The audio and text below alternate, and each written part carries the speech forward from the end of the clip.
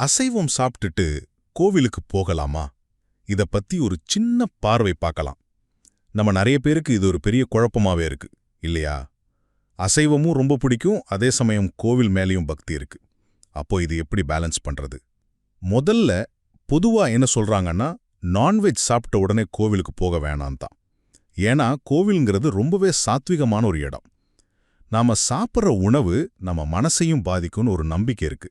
அதனால அசைவம் சாப்பிட்டா அது வழிபாட்டுல நம்ம மனசை ஒருமுகப்படுத்த விடாதுன்னு சொல்லுவாங்க. சரி, ரெண்டாவதா, ஒருவேளை நீங்க சாப்பிட்டுட்டீங்க, ஆனா கோவிலுக்கு போகணும்னா என்ன பண்றது?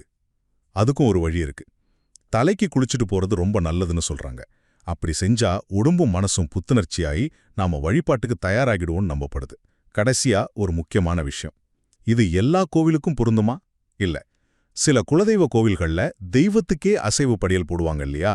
அந்த மாதிரி கோவில்களுக்கு போறதுல எந்த தப்பும் கிடையாது. ஏன்னா அதுதான் அந்த இடத்தோட வழிபாட்டு முறையே. சுருக்கமா சொல்லணும்னா, மனசையும் உடலையும் தூய்மையா வச்சுக்கிறதுக்காக பொதுவா கோவிலுக்கு போகும்போது அசைவத்தை தவிர்ப்பது ஒரு நல்ல பழக்கம்.